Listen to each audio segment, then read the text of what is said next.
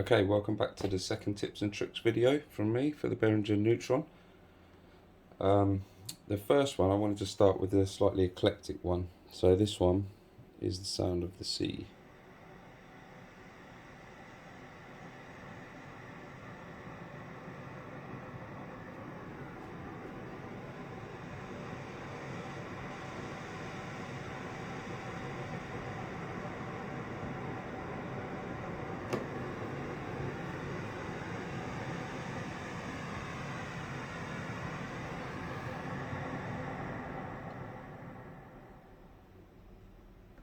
Okay, so what I've done with that is I started with an LFO.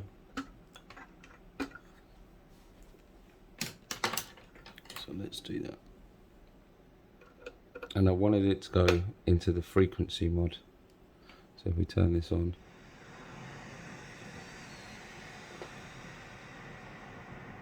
let's have this go into frequency mod.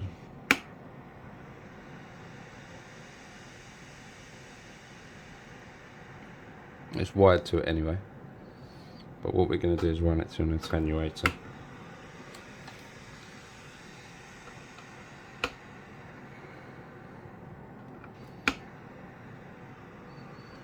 And now we're going to take sample and hold. We're going to put that into the LFO shape, which is there.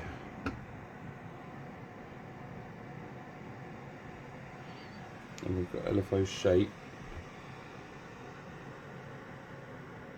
controlled by sample and hold now.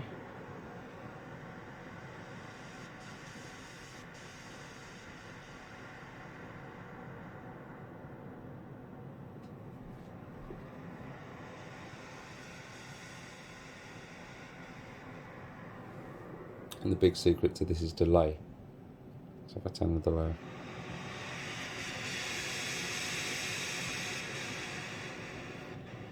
it's a bit sharp, so the delay masks it.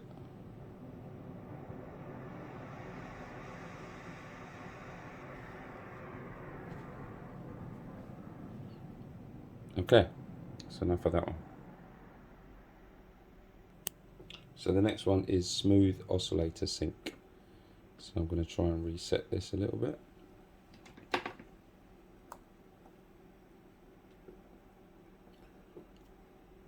Okay, should be somewhat normal now. Take the delay off.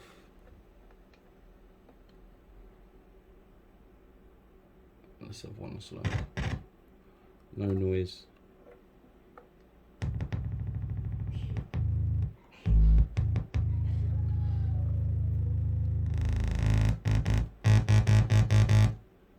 Okay. So with oscillator sync, when I roll onto oscillator mix, you want to pull it all the way to the right because that's the one that we're going to be using. Let's turn it down a little bit. Let's do it here.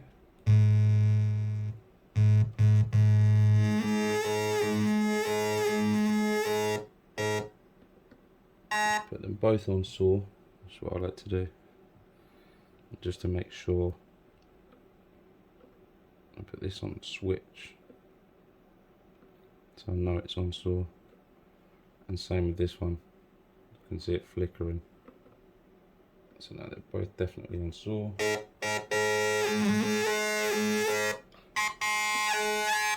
So you've got your pulse width.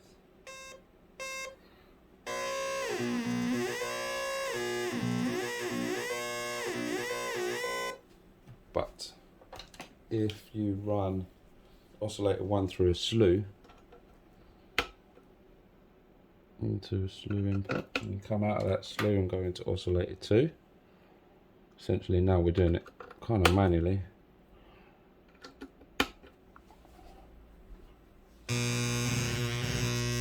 We get this attenuator.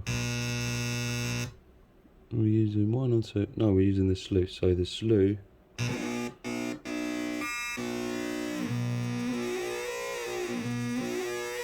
smooths it down and stops it being less so steppy.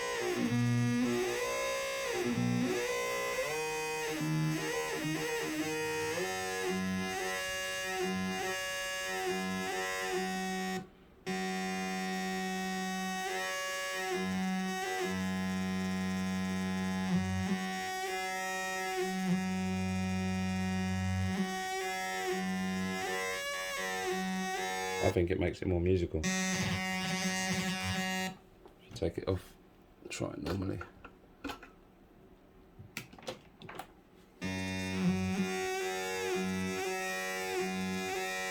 Yeah, I think it's more musical when you run it through a slew.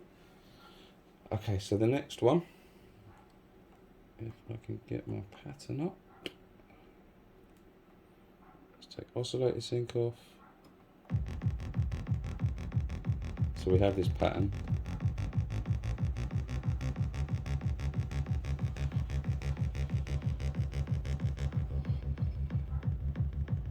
Let's give it a little bit of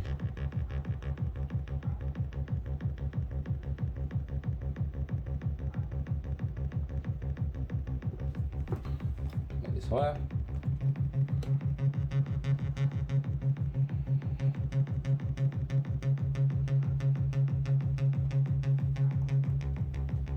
Okay, so we've got a little bass on there. So with the next one, you've got sample and hold, and you can use that to get, let's say, different cut-off points to make it interesting. Not what you'd normally do is go sample and hold, and we'll put that into frequency mod, and we'll put mod depth up. It's actually making ratchets because of the speed of it, which is quite good. That's another trick. But what I wanted to do was use the assign output. And we'll take that into frequency mod. Now what you'll see is it's doing it already. It's doing it, isn't it? So I'll show you how I've done that. Just using the volume assign out. So if you look at the sequence, you'll see that every note is a different velocity. So all you really have to do is go into the Neutron app, and you have to set the assign to be velocity, and then you can use that velocity on any sequencer on it, which is really good. Okay, so the next one is the NTS1. I think I'm going to move us. Right, so the NTS1 has a million tricks up its sleeve. Let's start with chorus. If I get it to sit still, that'll do.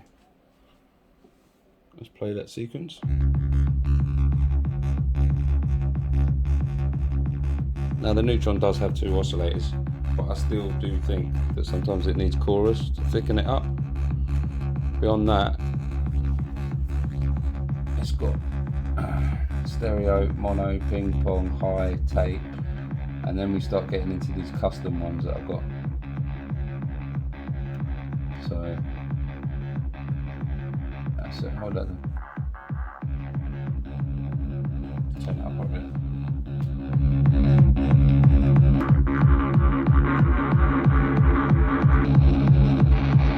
Different cabinets.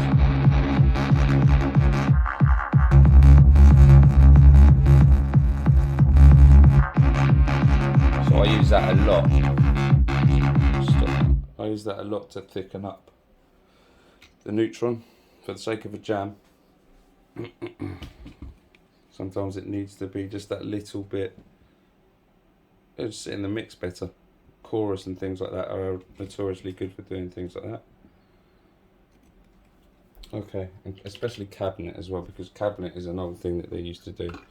Nowadays you get cabinet simulations on computer, and that's what that is on the NTS1. But it makes a lot of sense because you can try out different tones for your bass. Okay, so the next one is really simple. This one is to do with the original tone that the Neutron generates. I think this has been covered before. Go to patterns, new one, right. Let's take all of this stuff off the NTS one.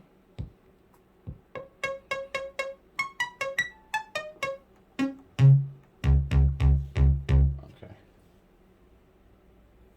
Yeah. Right, so if we put sustain on.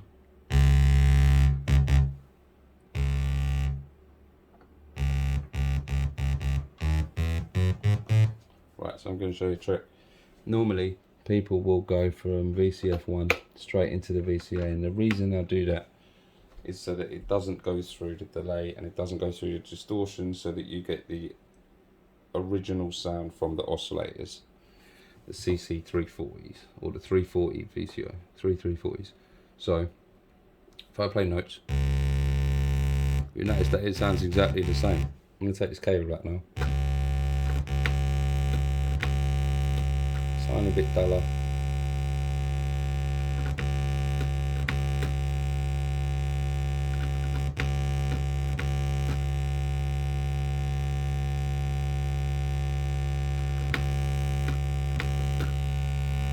Volume up as well, less distortion. Exactly the same. So if you do want the original sound from the oscillators, copy that. Okay, the next one is attenuator 1. I haven't seen anyone talk about this, but attenuator 1 has plus 5 volts. If you was to go envelope 2 into attenuator 1, and then you go from attenuator 1 into oscillator 2's pitch, because we're listening to oscillator 2 at the moment, and we get attenuator 1 and we put it all the way up, make this envelope.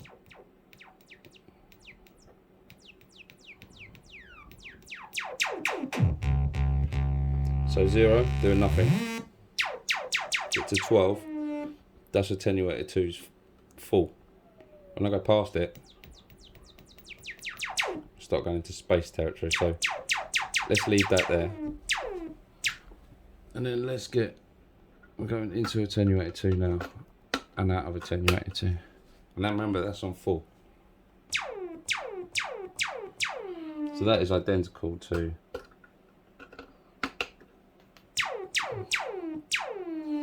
but with this one, I think it's got plus 5 volts, so I think that's buffered, which is cool.